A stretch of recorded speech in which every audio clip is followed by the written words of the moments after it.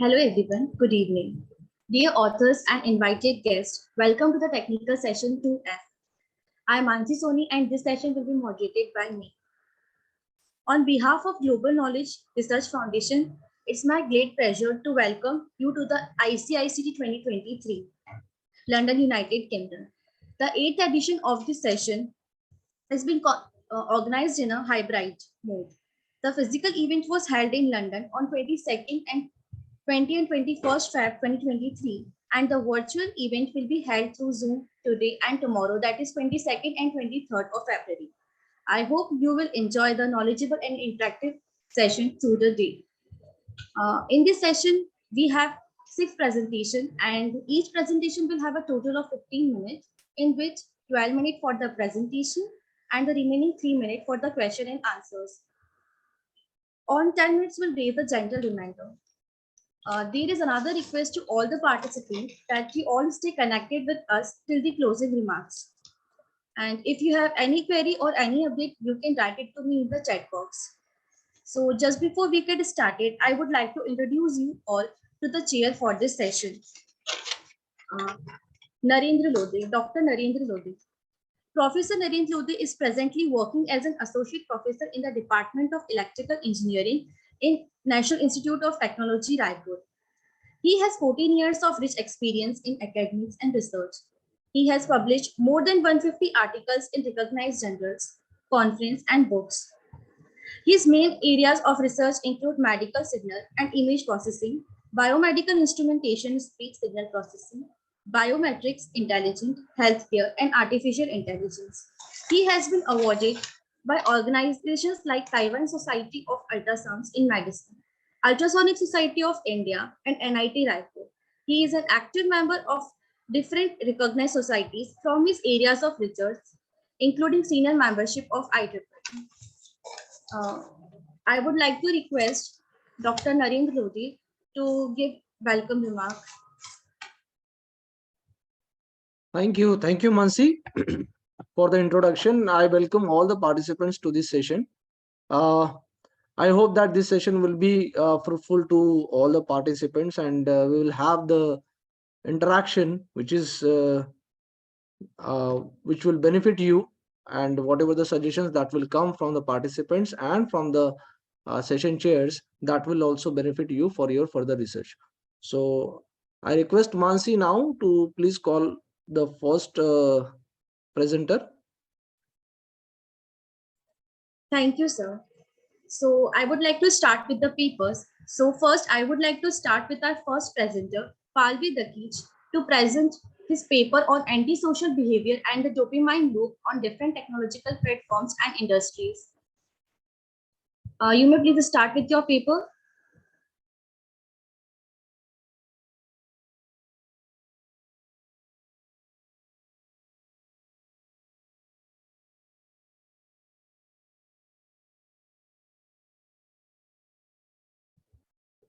It looked like he is not present in the meeting. He has not joined yet. So we would move on to the second presenter. So I would like to invite Yung Bai to present his paper on CTNRS, improving capacity estimation of lithium-ion battery by using convolutional transformer with nested sequence models. You may please start with your paper. Yes, thank you.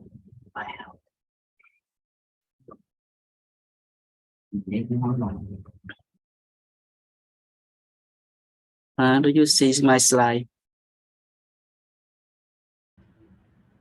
Yes, we can see it clearly. Yeah, thank you.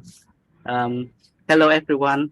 My name is Bùi Đắc Hưng. I am a final year student in Ho Chi Minh City University of Technology in Vietnam. I'm here to give a presentation called CTANRS, improving capacity estimation of lithium battery by using convolutional transformer with nested sequence model. I will present a 6 sections here. First, I will go into the introduction. As we know, lithium battery are used wisely in our daily lives, such as in mobile phones, in autonomous vehicles, or even in energy storage system. And when used in this high complex system, lithium batteries are required to be stable and safe. Therefore, battery management systems are created to protect lithium batteries from overcharging, for example. And furthermore, building a capacity prediction system is significant because we can decide when to replace lithium batteries to avoid catastrophes. However, there are some difficult predicting the capacity of lithium battery, particularly the lithium battery performance degrades irregularly over time in use because of the regeneration phenomenon.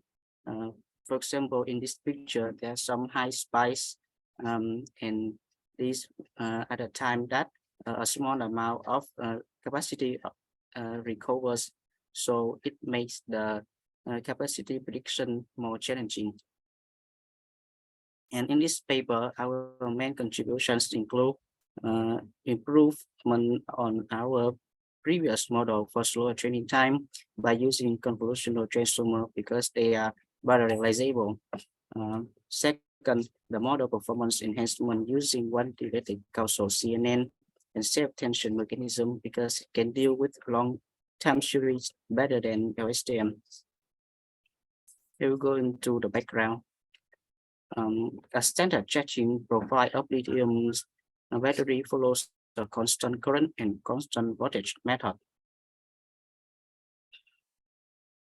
And the possible features that can be used to predict the capacity can be divided into two types, the channel-wise data and circle-wise data.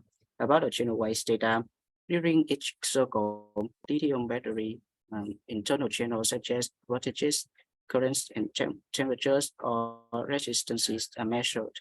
However, we will not putting all these data into the model, but we sample them as suggested in this paper that I mentioned here, and the 11 important points are listed on the figure.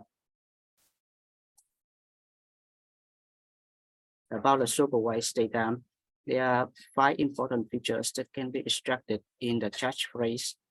First, the initial charge voltage, the CC charge capacity, the CV charge capacity, final charge voltage, and the final charge current. Besides, we can include the capacity of the current circle, the relaxation defective, and the peak status to be circle-wise data too, and the formulation of to calculate T and P are shown on the slide. And to summarize, circle-wise data is an 8 turbo vector. There are many methods that have been applied in lithium capacity prediction. And there are 2 main branches. The first one is model-based methods. This method require domain knowledge about the physics and the chemistry. And why the other branch data-driven methods only care about the data. And there are 2 sub-methods that can be that can deal with medium amount of data, which are statistical methods and the shallow methods. And when we have to deal with large amount of data, the deep learning methods are proven to be effective. In our previous work, I proposed a nested sequence model called auto-correction nested sequence. The architecture had 2 branches. I will go into detail in our proposed method section. And from the architecture, you can see that every sequence network here is LSTM. So if we increase the size of the circle, if we increase the circle length to predict the capacity, the training time will be slow. And to improve the architecture, we replace the LSTM here by a model which can be trained faster, and transformer is a potential candidate.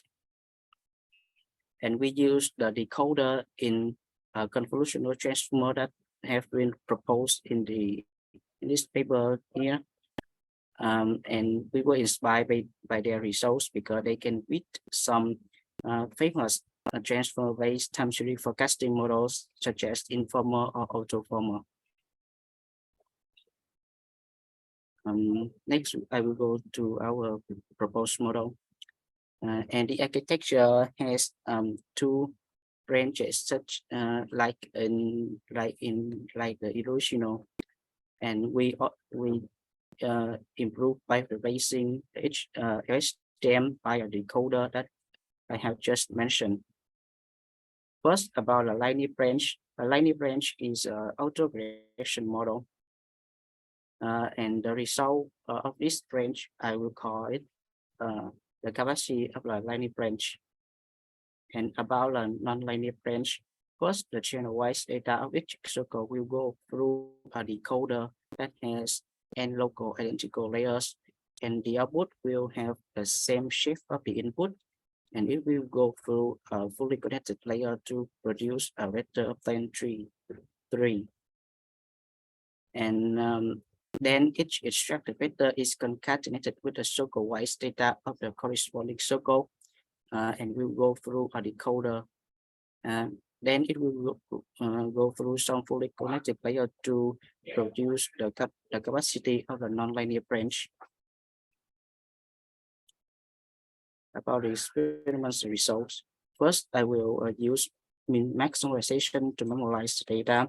Then to validate our model, we use cross-validation. At each loop, battery is used for test set, and the remaining are used for train and validation sets. And results show that our model outperform the previous methods, including the traditional one and the modern one, on NASA dataset and on Kansai dataset, which are two famous dataset in lithium capacity prediction. And we improve the training time by 11 times on NASA dataset and 29 times on Kansai dataset. Here are some prediction of our model on NASA dataset. You can see that the model can catch the spike very well. And some prediction on Kansai dataset. In conclusion, in this paper, we have leveraged transformer-based architecture to improve the performance and the training time. But the effect is clearly coming from the quantitative causal CNN and cell attention. This research is funded by Vietnam National University of Ho Chi Minh City, undergrad number C2021-2013. Especially, we would like to thank ABS Joint Stock Company for sponsoring this research. Thank you for your listening. Our another session chair, Dharam Singh Jat, has been joined. Welcome, sir. Hello.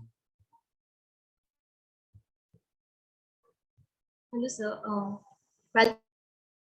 Welcome to the session, sir. Professor Dharam Singh Jat received his PhD in computer science from prestigious university in India. He is a professor of computer science at Namibia University of Science and Technology. He is the author of more than 150 peer-reviewed articles and the author or editor of more than 20 books. His interests span the areas of multimedia communication, wireless technologies, mobile communication system, age group computing, and software-defined networks, network security, and Internet of Things. So now you can ask questions to our first presenter regarding his paper.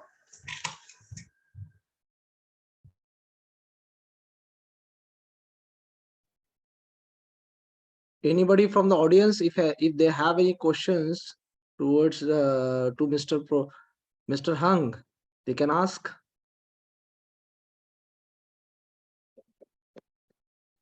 Okay, Mr. Hung, I have a question to you. Yes.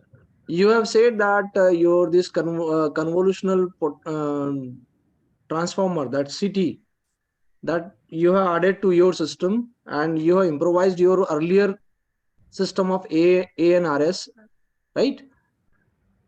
Now, you said that the convolutional transformer is a potential candidate. That is the reason why you have used it. But I really want to know that what do you think about uh, the advantages of the transformers, convolutional transformer?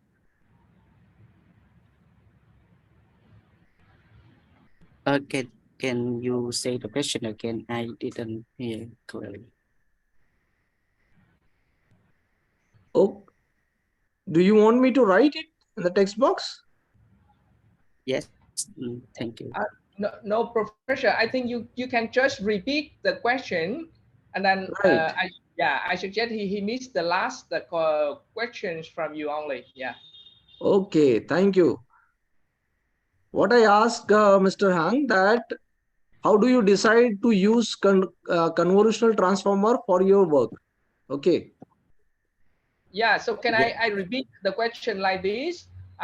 Professor agreed that the transformer is the potential candidate to replace the LSTM, which were used in the previous model RNS.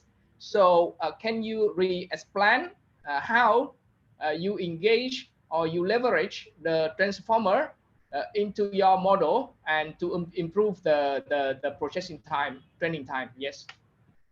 Is that correct, Professor? Yes, yes. Yeah. Thank you. Hung, please answer the questions. Yes, thank you. Can you present your screen again, because I guess some of the screen is easier for you to explain. Yes, thank Yeah, you. that's right. You can go back to the architect or any slide that you think relevant. Yes. From our previous architecture, every local sequence network here is a LSTM. So if we increase the length of the circle that we want to use to produce the capacity in the future,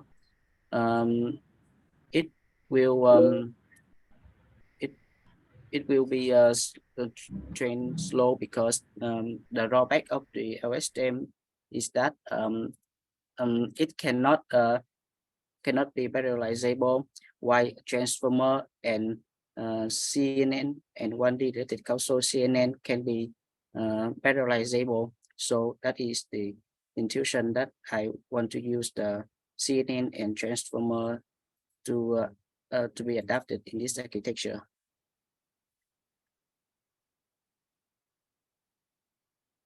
Okay, thank you. Any other question from the audience? Okay. I request next participant, Mr.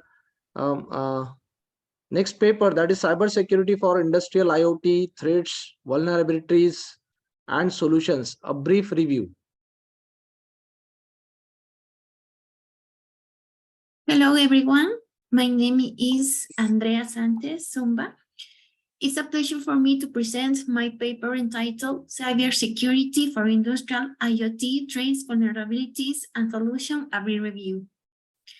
Authors, Andrea Sánchez Zumba. I'm a student of the Pontificia Universidad Católica del Ecuador, sede Ambato, Pucesa, Ambato, Ecuador. In recent years, with the events of the Fourth Industrial Revolution, and due to the global pandemic, the number of devices connected to the internet grew exponentially in homes, business, and industries. In the manufacturing sector, IoT technology is used to complement a critical task such as automation and monitoring process to create better business opportunities. Therefore, the main objective for cybercriminals is to gain illegitimate access to restrict information, to manipulate sensors, actuators, PLC, SCADA, distributed control systems, and industrial control systems. Hackers benefit from the lack of safe industry standards and technical norms and the lack of interoperability between multi-vendor devices, making it challenging to implement an existing security model or an unified security method, opening the way for attacks on the organization, massive theft of sensitive data, and system manipulation. The analysis is based on adaptation of the stripe spoofing, tampering, repudiation, information disclosed, denial of service, and elevation of privilege modeling methodology. The stripe model is considered the most mature model existing right now. Based on Kitchen methodology, the main objective of this brief review is to contribute to cybersecurity and confidentiality, integrity of IIoT systems by focusing on the straight read modeling method. Conducting the review, this study conducts a systematic review of the literature through which empirical and theoretical evidence can be gathered from primary studies to answer the proposed research questions.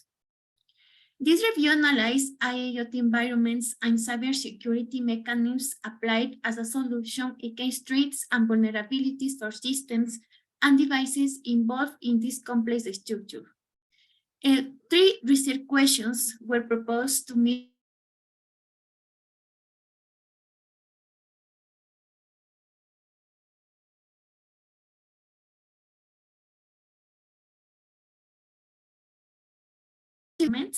and what security countermeasures have been implemented to mitigate attacks in IoT environments.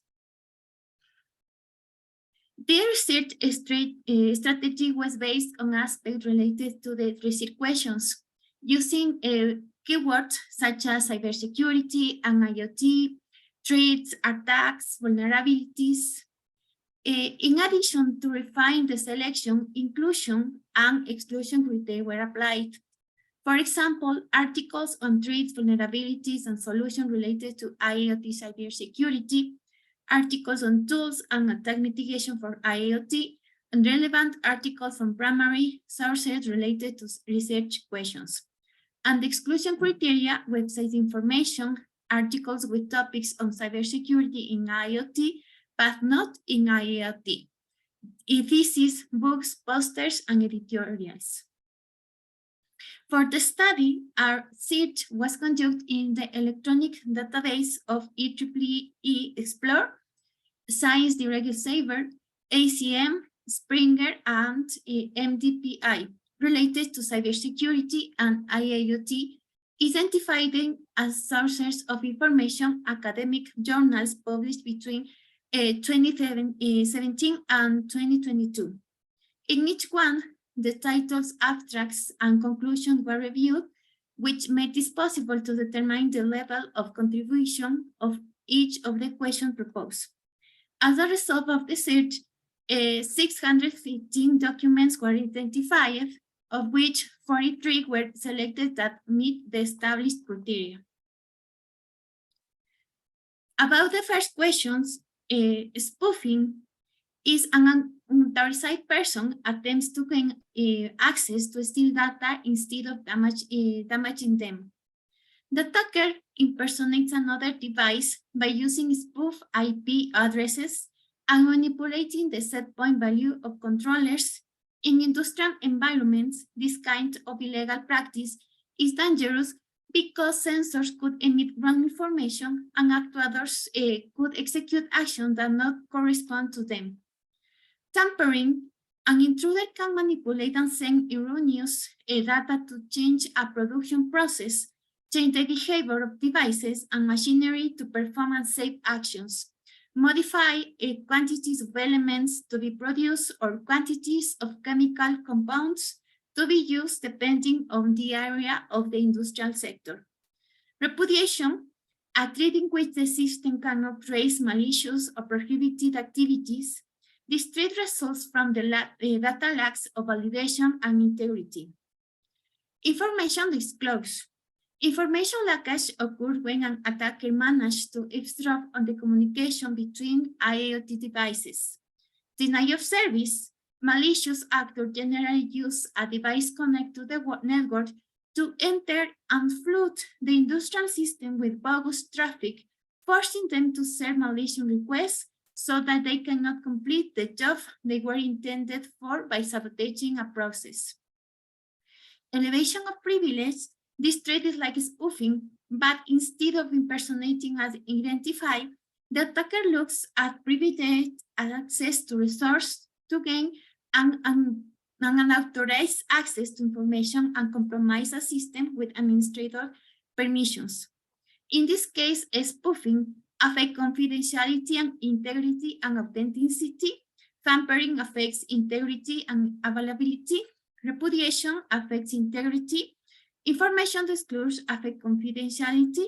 Denial of service, the integrity and availability, and elevation of privilege affect confidentiality, integrity, and authorization. About the second question, which are the main cyber attacks identified in IoT environments? Ethical hackers perform cyber attacks using the traits and vulnerabilities detailed in the previous session, combined with the evil practices of insecure password and encrypted data and uninstalled security patches. Spoofing related to IoT includes man-in-the-middle attacks with their variants sniffing, session hijacking, and packet injection attacks. May intercept and modify communication between devices to disrupt communication.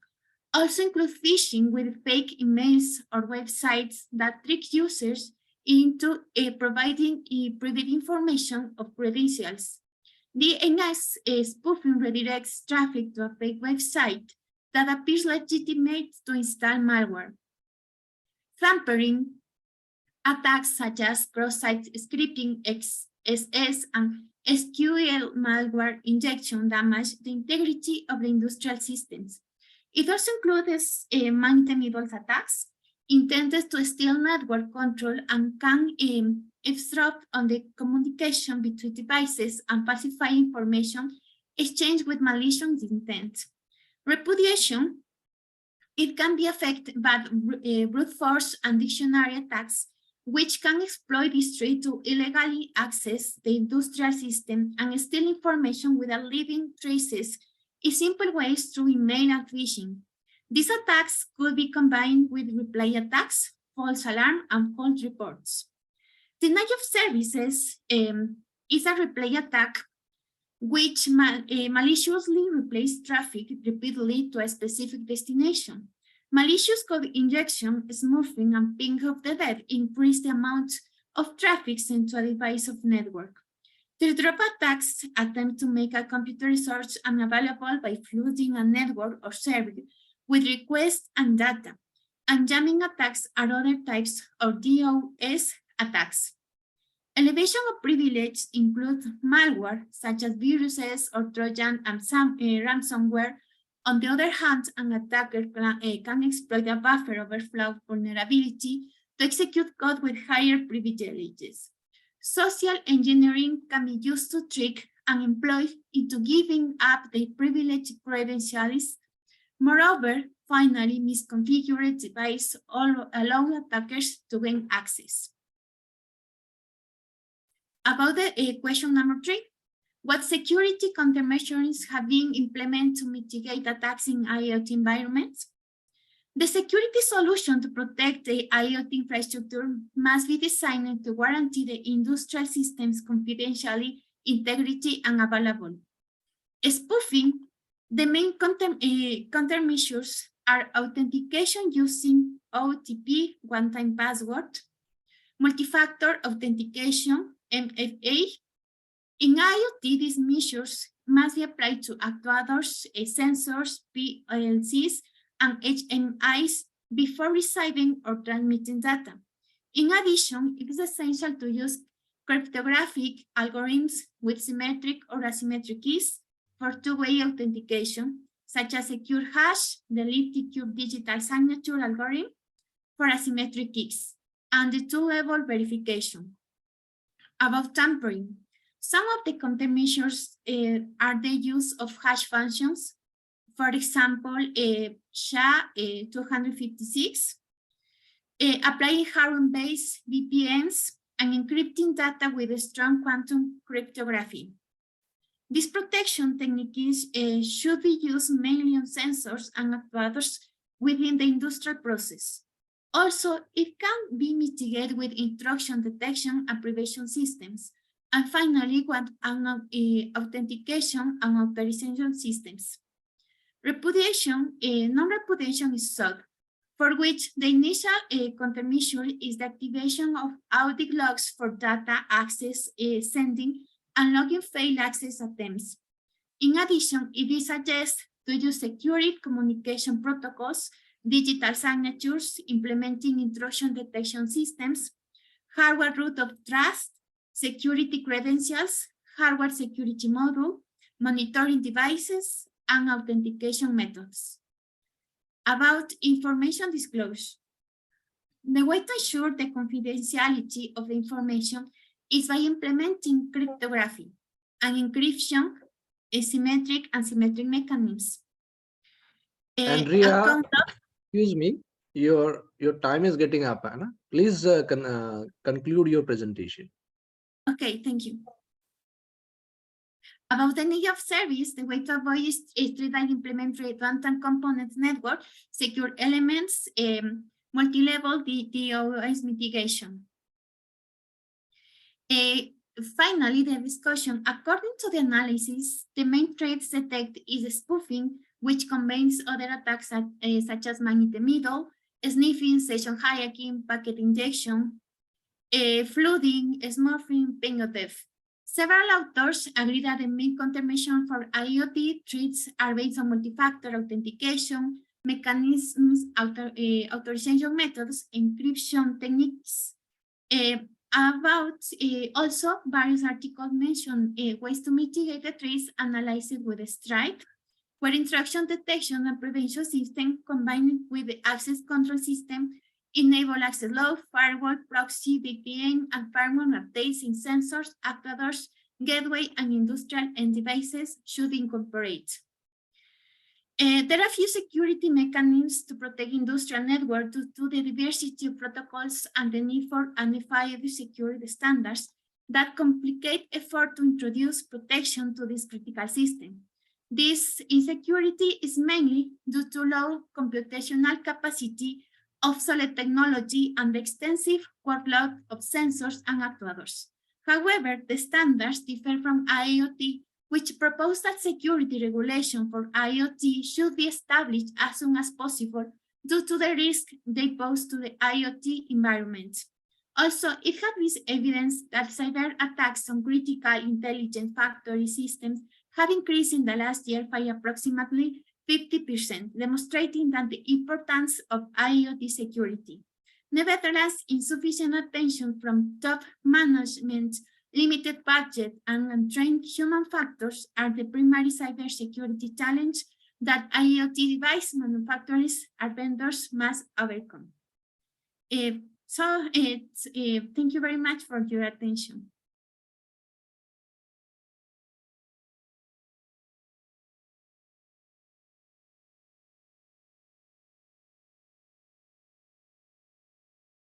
Yes.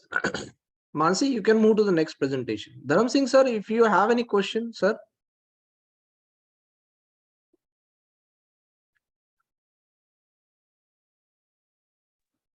Okay, so I would like to invite our next presenter, Titin, to present a paper on the title Digital Leadership in the Development of Digital Competences in Both the Education Service. You may please start with your paper. Okay, thank you, Ms. Mansi. Good afternoon, ladies and gentlemen. My name is Titin Purwaningsih from the Government Studies, Universitas Muhammadiyah Yogyakarta. And I would like to share my video presentation.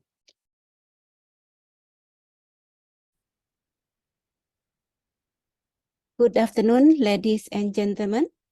Thank you for the time, and we would like to presentation, and our paper title is Digital Leadership in the Development of Digital Competencies in Further Education Services. And we are four authors, me Titin Purwaningsih, and then Bambang Eka Cahya Widodo, M. Edward Prias Pahlevi, and M. Aska Amrurabi.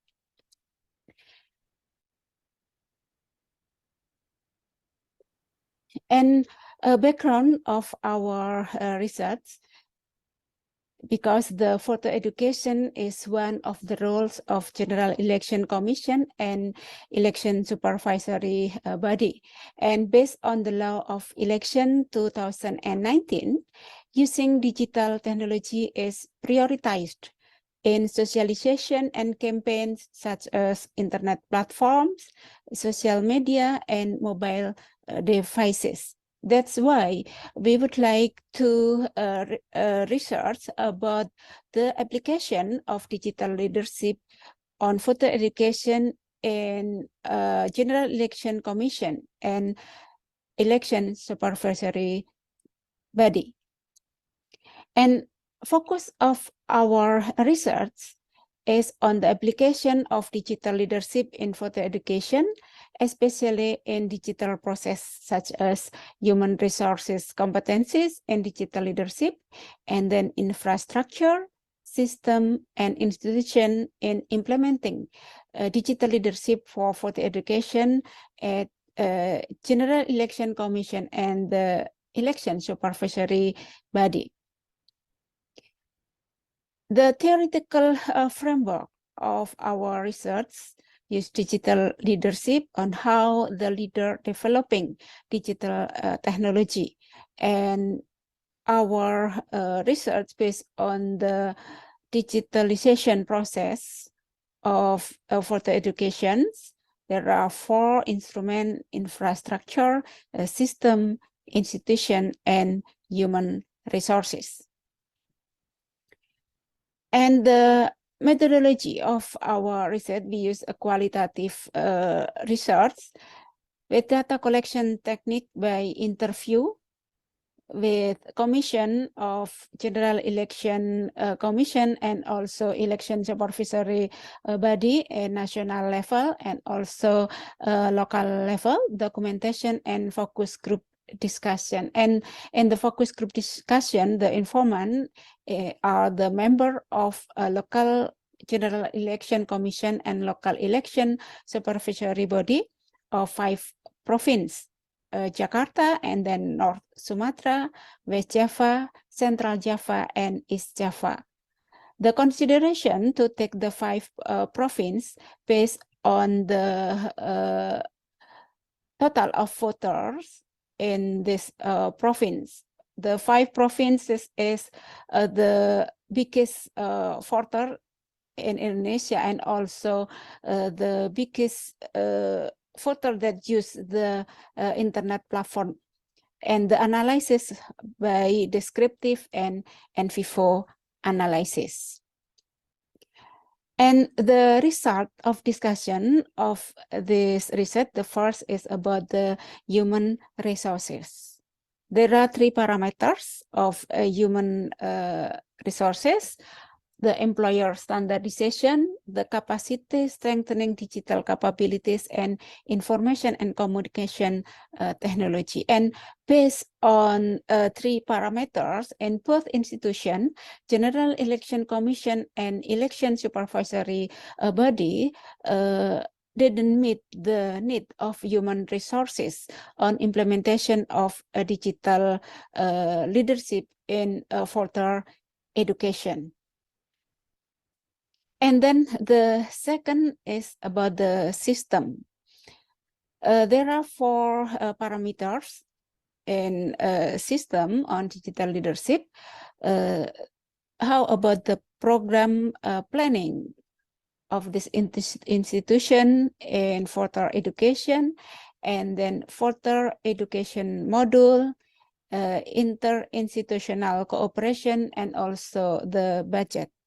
And in both institutions, the 4 parameter also didn't meet the need of this institution.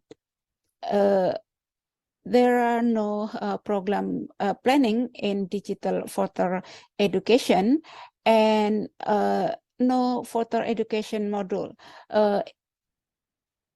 The institution implement the further education, but by conventionally, not based on a digital platform.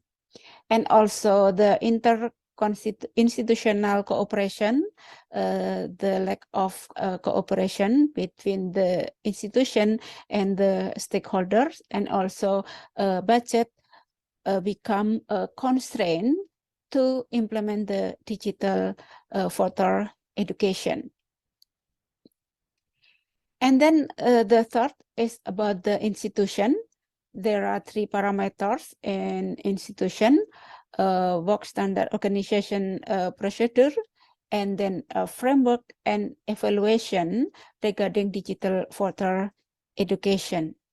There is also no work standardization procedure in both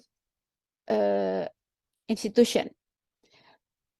There is also the framework not meet the need to be digital leadership in further education, and also in General Election Commission there is no evaluation in digital further education, and in election supervisory body there is evaluation but minimized because the application of digital leadership also minimized. And then the 4 is about infrastructure. Information technology infrastructure is the physical facilities, information technology component, services, and information technology management that support the entire institution. Information technology infrastructure combines hardware, software, computer network, facilities to develop, to test, deliver, monitor, and control information technology services. And KPU and Bawaslu also have the social media account such as Twitter, Facebook, and Instagram. So by infrastructure, KPU and Bawaslu meet the need the infrastructure to implement digital further education. There is facilities of computer network facilities, hardware and software to implement digital further education, but it has not been used for digital further education. Further education carried out conventionally, not based on digital further education.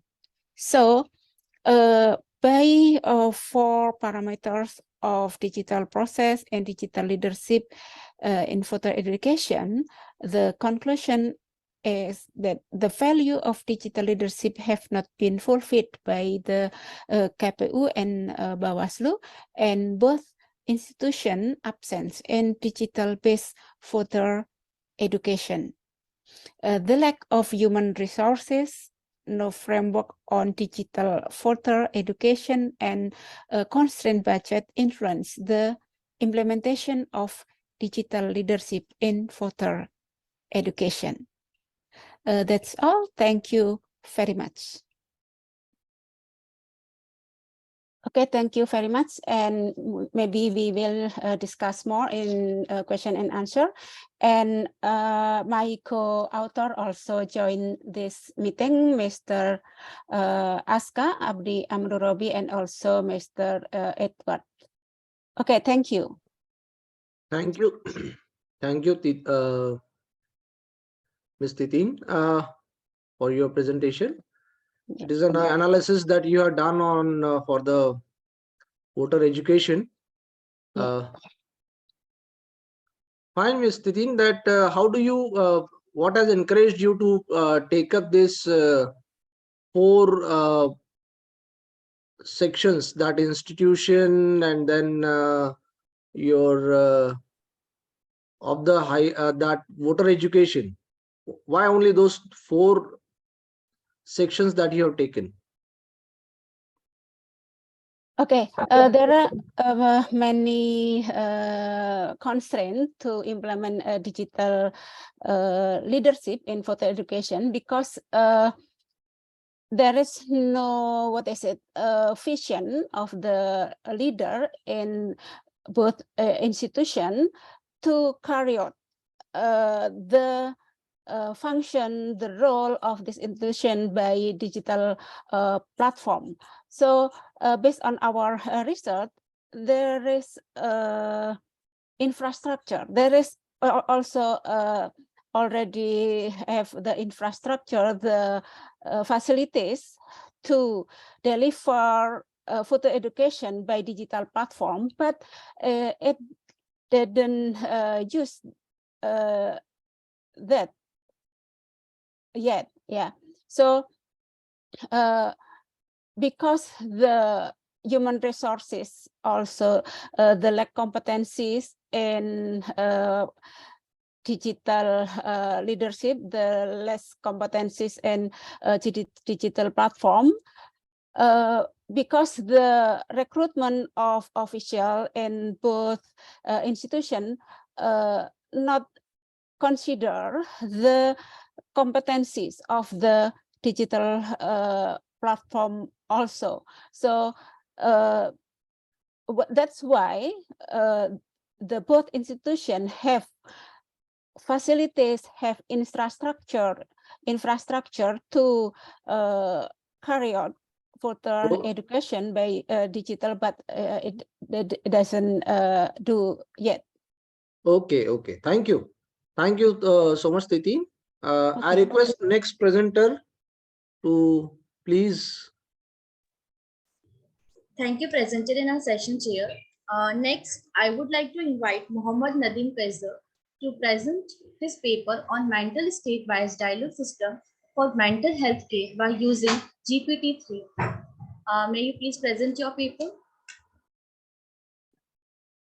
Okay, thank you. Thank you so much. Am I audible and my screen is visible? Yes. Thank you so much. First of all, thank you so much for giving me this opportunity to present my paper. And this is my paper title, Mental State-Based Dialogue System for Mental Healthcare by using GPT-3. And I'm from Nagwe Institute of Technology. And also my supervisor and co-author also here in this presentation. So the whole presentation content in our introduction, objectives, contribution, data example, methodology, experiment setting, result and discussion, error analysis, conclusion, and future works. Let's see what is mental health care. A mental health care system is specialized in diagnosis and treatment of various mental health problems such as depression, insomnia, anxiety, eating disorder. And for example, depression is a common serious medical illness such as negatively affect how we feel, how we think, how we act, this kind of issue. Another example, it could be common sleep disorder, like we sometimes we didn't sleep so well at night. This kind of disorder affect our social life, personal life, professional life.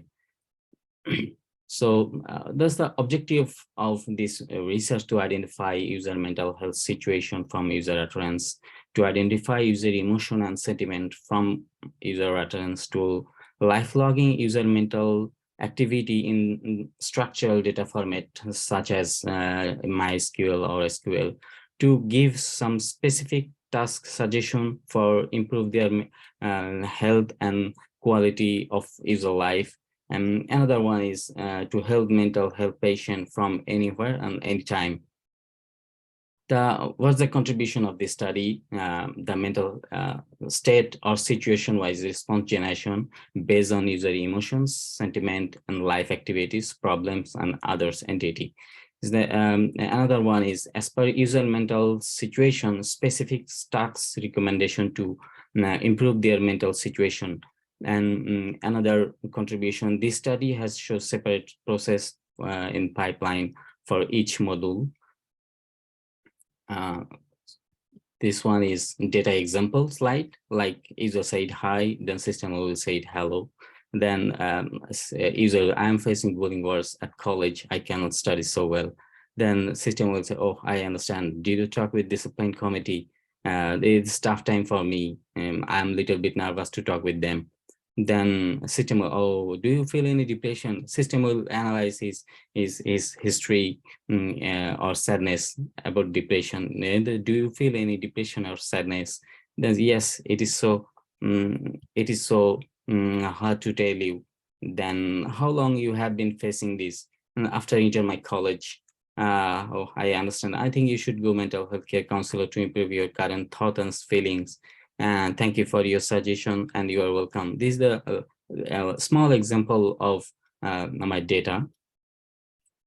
This is my methodology. In this methodology, we have three specific modules like dialogue analyzer and dialogue management and dialogue manager and dialogue generation by using GPT-3 service. And dialogue analyzer has specific tasks, and dialogue manager have some specific tasks, and GPT-3 service have some another specific task. Dialogue analyzer is for pre-processing data and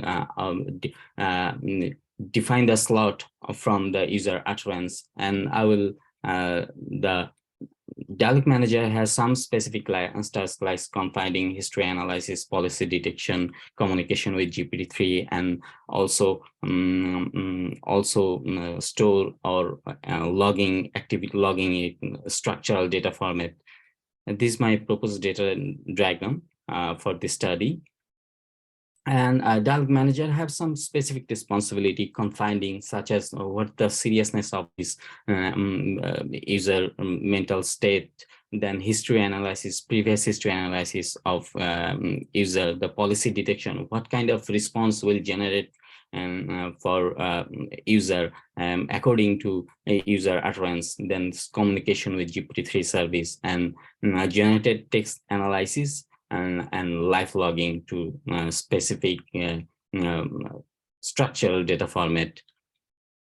In another part is dialogue act detection. It is the part of dialogue manager. In this part, we'll as a natural language understanding part output as a intent, activity, and sentiment, emotion, and other slot. We also send it some previous action, and then we will send it our dialogue act detection model. Then we will find out the next action for generate the response for user.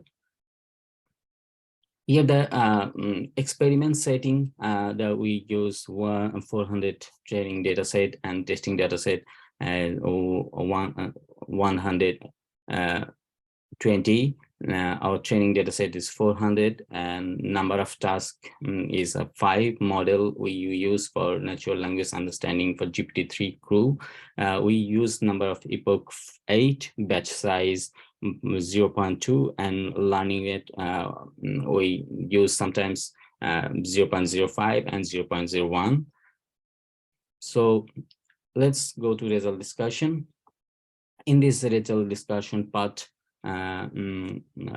result discussion part has divided some subsection like natural language understanding, dialogue act detection, and response analysis. In response analysis, I divided 3 kind of response analysis, such as embedding based board response analysis, blue and roof score analysis, and task success analysis.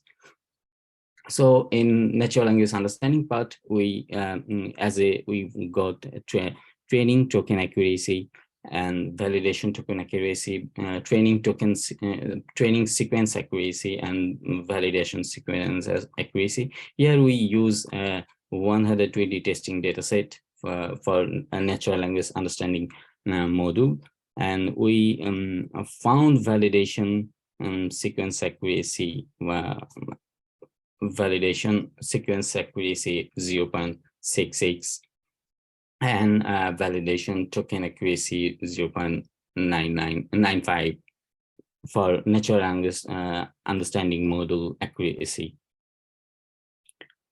The next slide is dialogue act detection. What dialogue act detection is what kind of system response generate, what the response for user. This part is defined. The next response policy. In this policy, we found precision, recall, F1 score, and accuracy. Finally, we found precision 0.95, and recall we found 0.94, and F1 score 0.92, and accuracy, final accuracy 0.93. And this is our model accuracy graph and model loss graph.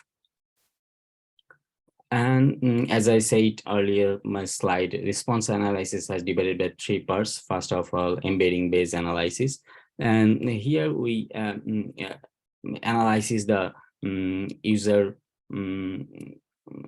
actual response and expected response by 2 different embedding vector, like what2 vector and BART vector. And we also use cosine similarity between actual response and predicted response. And we found the cosine similarity, higher cosine similarity in BART, which is 0.71.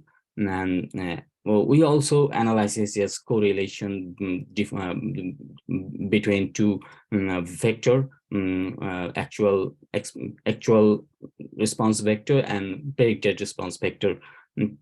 The Pearson correlation is we found also in BART, the 0.72, and Pearson correlation we found 0.65. These are embedding based board response analysis. And next slide, one is blue and rough score analysis. As I say, most of the Nadeem, last 2 minutes, please. Hi. Yes. Thank you. Most of the research focus on this kind of dialogue generation for mental health. They focus only emotion, but these are one of the most contribution to. We also focus some others slot, and also we focus on sentiment. And we found when we use the sentiment, emotion, and other slot, we got good blue score and rough score, which is blue score of 53.25 and 61.00. And we use some parameter of GPT-3 like temperature, and we found we use 0.70 and 0.60 and 0.50. Then, but we found in 0.60 in good blue score and rough score. And another task-wise success rate analysis, where, as I said earlier, we use some specific task to suggestion, such as complication sharing, therapy treatment, or treatment motivation and counseling. And we found here our success rate and our accuracy task-wise success analysis, and we objectively analysis this success rate. We use human analysis and intent detection, and compound it to model for prediction our success rate. And we use, here is our error analysis. We found some low error complication sharing task and treatment task, and we also try to find out some why we found this kind of low performance. Then we try to find out natural language part performance is little bit not so good, performance is low, and performance we need to increase to this complication sharing task and treatment then and we need to improve our increase our data set. For example, of when user this is our fail single utterance from user. My current situation is not so good for that. This is our fail to understand our system to his intent, user intent. This is the example I show. And conclusion part, the proposed study is conducted by GPT-3s for natural language understanding and response generation. The proposed study conducted 400 data set.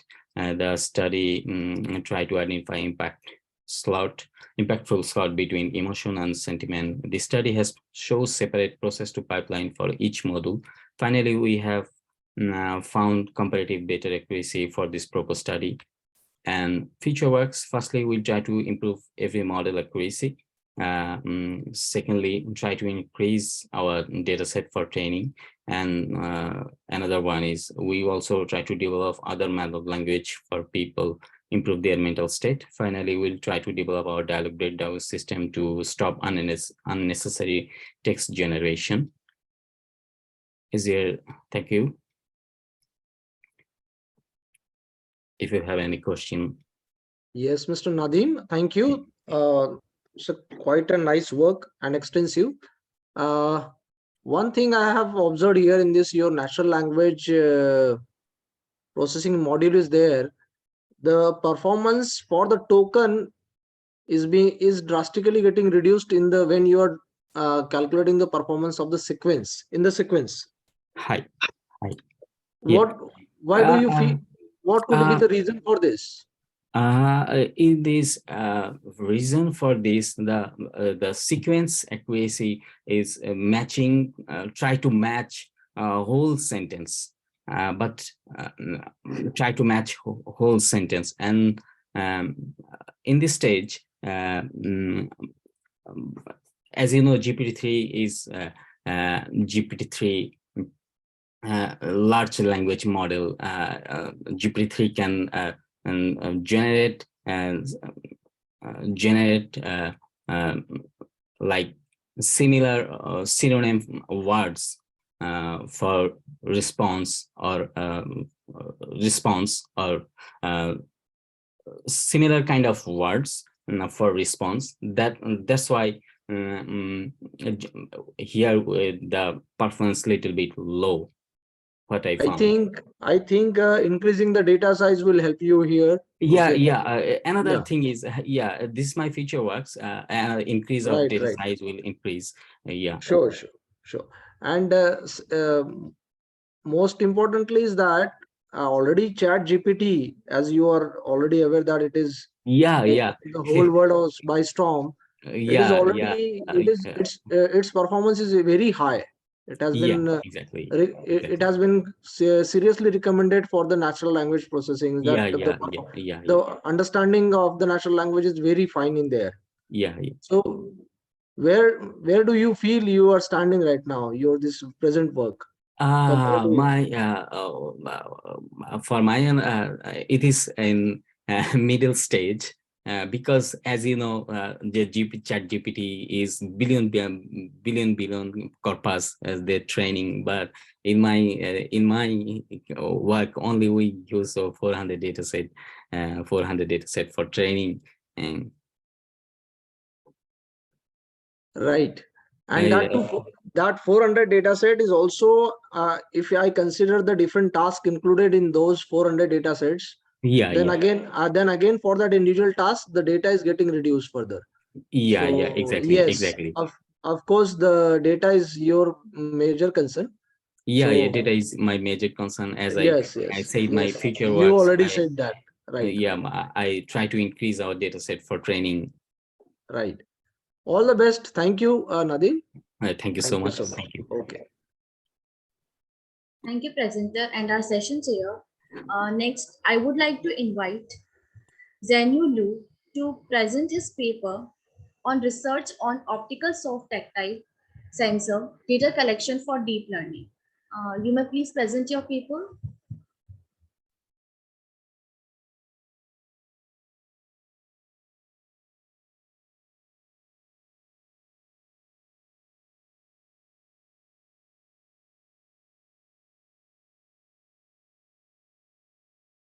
Mr. Lu, you're not audible. Please check on with your mic, please.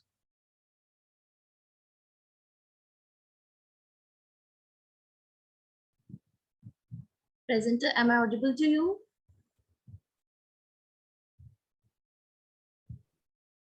Mansi, as his voice is not reaching us, so he won't be able to answer your question. Yes.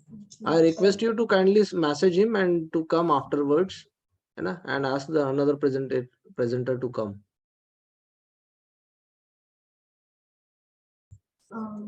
Due to technical issue, Janilu is not presenting at right now. So we rescheduled your presenter at the end of the session. So next, I would like to invite Palvi Ducky to present his paper on antisocial behavior and the dopamine loop on different technological platforms and industries. You may please start with your paper. Yes, I'm ready. Just enable me sharing. Can you hear me? I believe yes. Okay, just a second. I'm gonna share. Is this visible? Yes, it's perfectly visible. Okay. Thank you for the presentation. This is paper written by Igor Stupowski and me, Pavle Dakic. I'm gonna present the paper written on the topic called antisocial behavior, like the colleague said. So this paper is covering certain aspects from this antisocial behavior, and inside of the paper we have certain points. I'll try briefly to shortly cover certain points. So I'm going to try to say something about introduction, key contributions, research questions, some personality disorders, results and discussion, and our conclusion. Of course, we're going to have parts related to the question and answers. So first, throughout the history, we know that there are written and unwritten rules related to behavior in this area.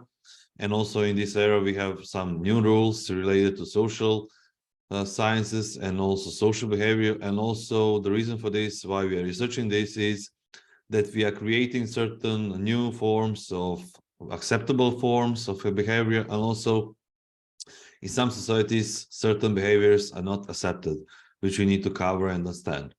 So this is creating a certain kind of form in which we consider social behaviors and how we perceive this and how we should evaluate and see this information.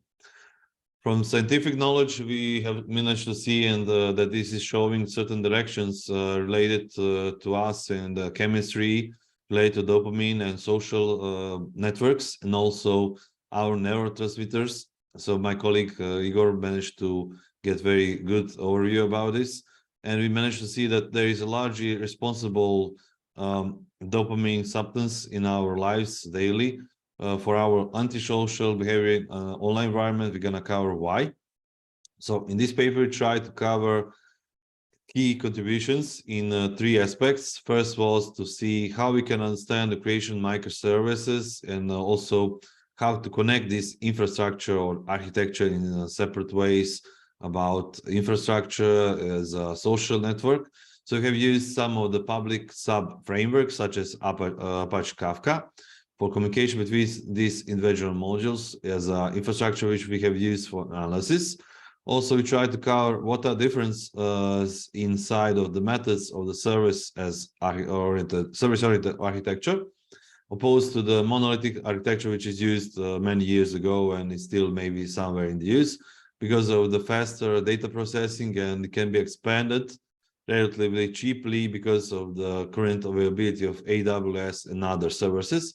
And the third one, a starting contribution, was to see the overview of understanding the differences in creating different architectures and services. So we managed to, based on our ideas, to create certain questions, which were the starting points. So we defined them in a way that we had idea to see how the dopamine changes occurs when we are using social networks. The second question was how social networks influence in the creation of antisocial behaviors and also exclusion from society in real life. Third one was why do people become addicted and what are the causes of antisocial behavior and various disorders. So in the certain sections of the paper, we try to cover certain disorders about the personalities. So we try to cover what are the damages or the problems, why this is happening. So we try to see the ideas from psychologists and also psychiatrists, mainly which are dealing with these classifications, and what are the treatments from their standpoint from medicine, but we were not covering this in detail, just to see how this is interconnected, because this is multidisciplinary paper which is covering certain aspects from the medicine and also from IT field. IT field does that is the patient is can be largely functioning with this functionality or disorders normally that we are not seeing this information. So we try to cover antisocial personality disorders. We have tried to cover most of them. So I have written or added here on the slides 3 or 4 of them, which are the most challenging, or the behaviors which are identified in a way that is maybe could be said that is antisocial disorder.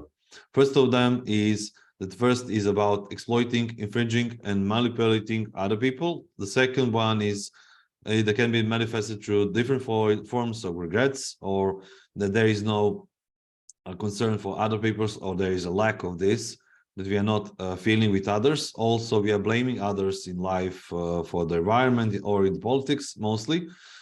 And the fourth one, it can be said that is in a way continuous violation laws of criminal activities and so on. Then we try to see how the dopamine is connected to this, about satisfaction, the pressure, reward. So here on the slides is composition of the dopamine and 3D model from the chemical standing points. And the dopamine, we can see that is influential in certain aspects of our lives. That's a movement, attention, and the memory.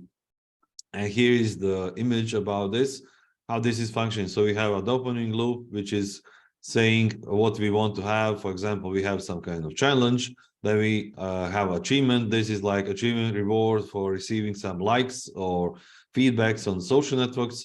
We produce dopamine, then we have desired reinforcement, and then we can go again in this loop. So in the section of the results, we try to cover this in the way that we would like to propose certain aspects in a way of identifying these aspects. So based on our modules and the parts of communication by using Apache Kafka tool, and also integrating independent unit of testings in connection with CI/CD and RESTful APIs, we managed to create some kind of proposal, which is shown here on this image, how we are processing certain comments on the social networks. So we are processing the comments using machine learning and the parts which is shown here in certain databases, trying to find certain identification, doing the process of keyword extractions, but all of this is done by certain services which are demonstrated here. So we have 3 aspects which are currently connected. First one is related to the social network. Second is about NLP. That means processing all this information like a natural language. And the third one is collecting this information. And the final, which is shown here on the point 3.3, is machine learning and creating the model which can be used for identifying, like we have managed to see today about ChatGPT. This is something similar, but we would like to be in a way used for medical purposes, so that medical doctors can help people in need. And for the conclusion, we can say that the first glance is that there are different, maybe or too distant or unrelated topics, some would say, but we believe that addressing antisocial behavior is today very crucial, and that by using this architecture made from the services or microservices, that we can create certain actions in a way that we can help anyone which is in the need, and to identify this before something bad happens, because we know that certain violations definitely happened in the recent terms. And also we know there are certain social norms, often a violation of the laws. And also we managed to see that the area of these anti-dopamine and antisocial behavior and behavior in general. It's a very complex topic, and that it's needed in a way that we connect the dots between different areas like medicine, IT, to create certain solution on this issue.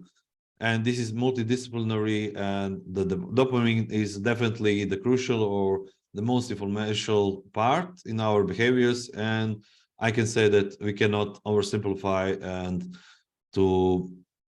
this is in a way required to proceed in the future investigation and in the relationship. And this is going to be all from my side. Any questions from you?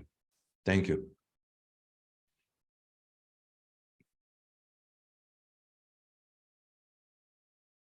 Thank you, Paul. It's very interesting study that you have presented today. Thank you. I'm very much, as I am a social network user, so I'm quite afraid now. Why? Because I am now seeing my dopamine getting up. Right. But yes, somewhere, because as a machine learning scientist, so I somewhere get an idea from this study that yes, the antisocial behavior can be related to the how that particular person is using the social networking sites. So somewhere now there can be a new pool of what I'll say people can be there who can study all that things and provide an input to the doctors or the medical professionals, so that they can consider that yes, this antisocial behavior is coming because of high addiction to the social networking sites. Scrolling, and that stuff which we see today. That's true. That's true. Right. So thank you once again, Bob, and all the best for your next studies. Right. Thank you. Thank you. In our sessions here, presenter Zenu, are you ready with your presenter paper? Yeah, I'm ready. I'm ready. You may please present your paper.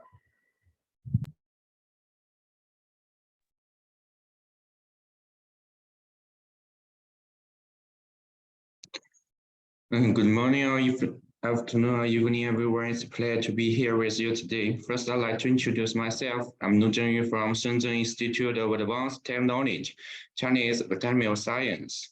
My paper's title is Research on Optical Soft Tactile Sensor Data Connection for Deep Learning.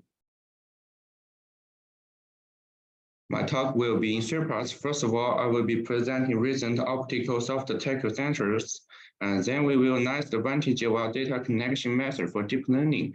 Finally, we compare the result of a study with other study and propose next research direction. Robots play a very important role in our work's life due to the development of Internet of Things. With the increasing use of robots in modern city, the more functions of robots need to be gradually increased. Tactile sensing is the core function of a multifunctional robot. It can make a robot have the ability of environmental perception and interaction with the same as humans. According to previous studies, the composition of a human tactile perception system is complex and precise. The human sense of touch is produced in cooperation with a variety of cells. The cells can be classified by function into rapid adapting units and slow adapting units. Rapid adapting units include the micelle capsules and the patternal capsule. Other units include Merkel cells and Raffling endings. Merkel cell is a kind of cell that locates on the surface of skin. It's sensitive to static force on the surface of skin when the skin touches an object. The Merkel cell can sense the position and the magnitude of the contact force. Similar tactile sensors need to get a more accurate measurement of contact force while maintaining the shape of objects. The tech tip is a flexible bionic tech sensor that relies on the function of the fingertip by imitating the structure of the human fingertip. Its structure is mainly similar to the structure of the surface layer of skin. The outer is a bionic epidermis made of rubber-like material. Inside is a bionic dermis layer made of elastomer gel. Between these two layers, hard internal pins. This pins is sent from the bionic epidermis into the soft GL of the inner dermis layer. This pins can amplify the surface of deformation of the skin into the later movement of the mark on the tip of the needle. Originally proposed by Johnson and Anderson in 2009, the GL side sensor was originally designed to measure the shape and texture of the surface of a target object. Sensor is made of transparent elastomer covered with a reflective film on the surface of the elastomer. When an object is pressed against the surface of the elastomer, the surface of the elastomer will deform, revealing the shape of the object to be measured. Use a 3-color light source to enter the sense from different directions. The camera records the pattern of the 3 colors shape inside the sensor, and then use a photometric stereoscopic algorithm to reconstruct the surface distribution of the sensor. In the study of the deep learning conventional network and optional fiber-based flexible material tackle sensor are used to distinguish positive pressure from shear force and torque force. And the mean variance of the measurement accuracy reaches less than 1 Newton, and the discrimination of the contact point can be relied. It's on the function for obtaining higher mechanical information accuracy with less information.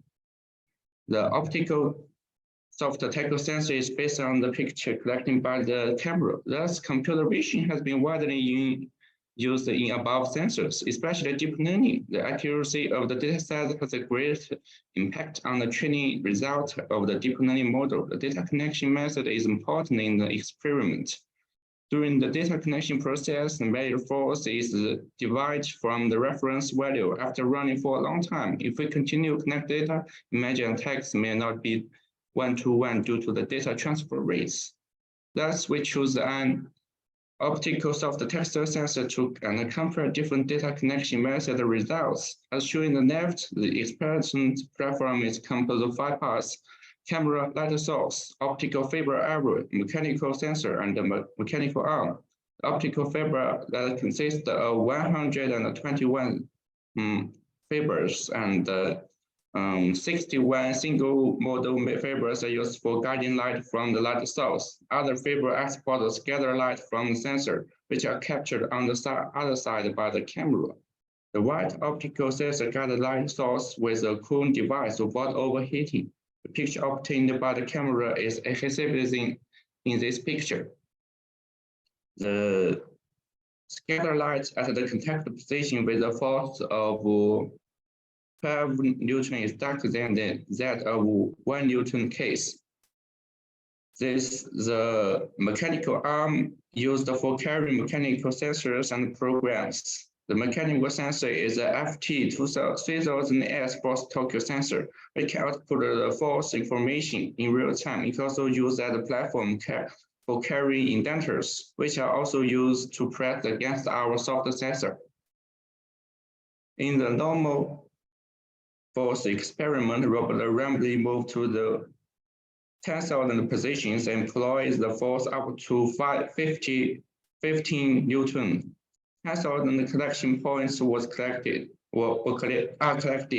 As for shear force experiment, robot first press up to 35 Newton and then move to 1,000 random directions parallel to the sense layer. We get 2,000 connection points. In the torsion force experiment, robot press up to 35 Newton and then rotates 150 different angles.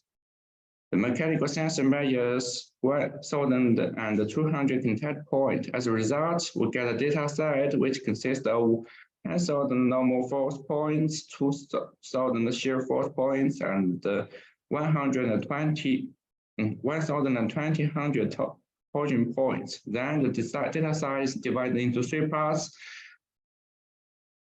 17% for training and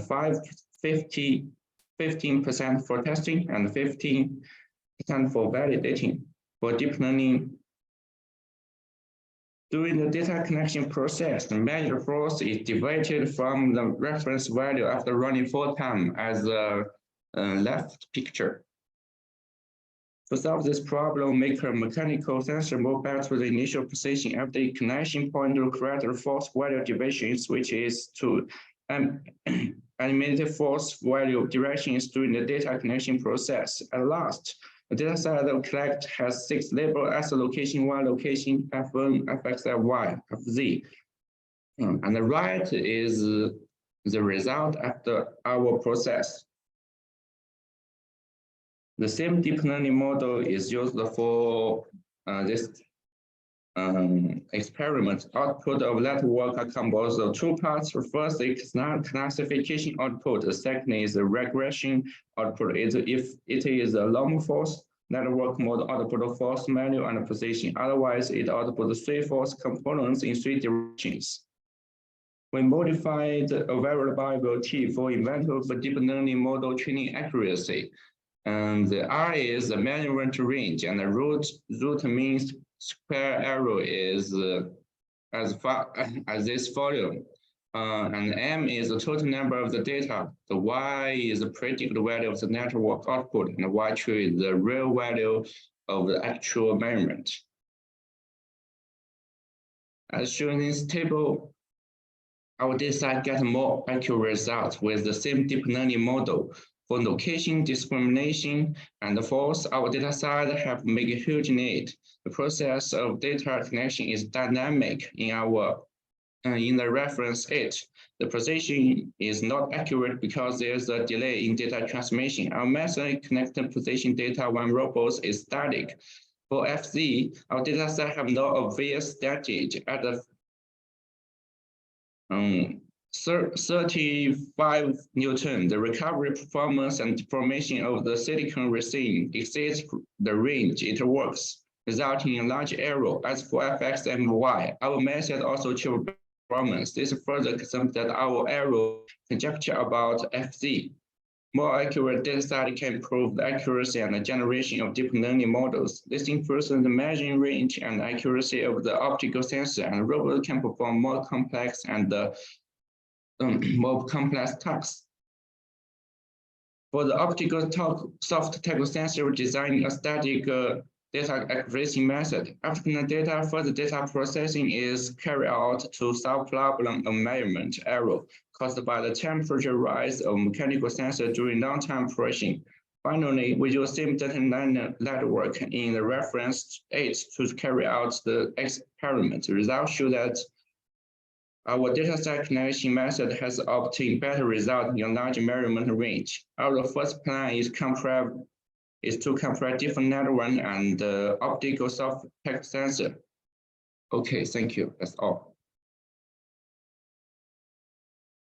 Thank you, Zhu. That's very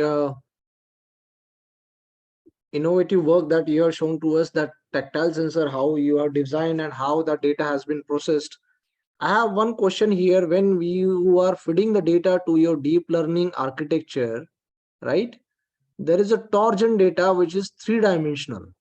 Can you tell me that how you have included that data with other 2 parameters, those who are having 2-dimensional data sets?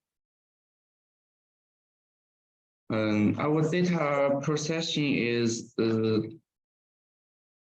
we process the data when we collecting the data. As we all know, the data accuracy influence the accuracy of deep learning model, and we collect the error of long-term data connection. No, I agree with that. The data is required to be large for getting better performance in the deep learning, right? I am asking that you have taken torsion, you have taken force. If you see your presentation, that torsion data set is actually a 3D data. It is a 3-dimensional matrix, torsion data. How do you include that data with the force data, which is 2-dimensional? I don't understand. Okay, Okay, thank you, Lou. Thank you so much for your sharing your work. And I thank all the participants as we are done with all the 6 papers that are presented today in this session. The papers were ranging from some review papers and some very interesting work presented by Paul, then also by Hung. And lastly, I would also say that yes, Lou also has presented really nice work based on his data that he has generated from his own tactile sensor and applied deep learning for understanding that how much torque and force has been generated by the tactile sensor. So thank you once again to all the participants to be part of this session, and I wish all the success for their future research work. Thank you, presenter and our session chair. I sincerely thank our author for their excellent presentation in the session and all our participants for being a part of this conference. I hope this session was knowledgeable enough for you all. On behalf of our whole team, thank you for the support during this 8th version and the previous 7th version. And we will happy to have with you in the 9th version in the 2024. All the presenter would be getting their digital certificate within 2 working days through email. And further, all the papers have already forwarded to the Springer. And their publication will be live within 6 months. Kindly cooperate with the ICICT 2023. I also thank our session chair for chairing the session. And there is a token of appreciation to the chair on behalf of Team ICIT 2023 and Global Knowledge Research Foundation and partners. Thank you so much, our session chair Narendra Lode, and to all the participants for your valuable presence. In the end, I kindly request you all to switch on their cameras for a quick snapshot of this virtual conference.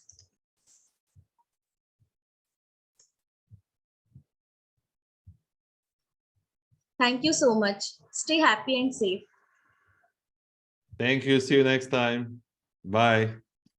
Thank you, Mansi. Thank you, Richa. Thank you, sir. Thank you, sir. Thank you so much, sir. So very valuable time and your presence. Thank you. Thank you.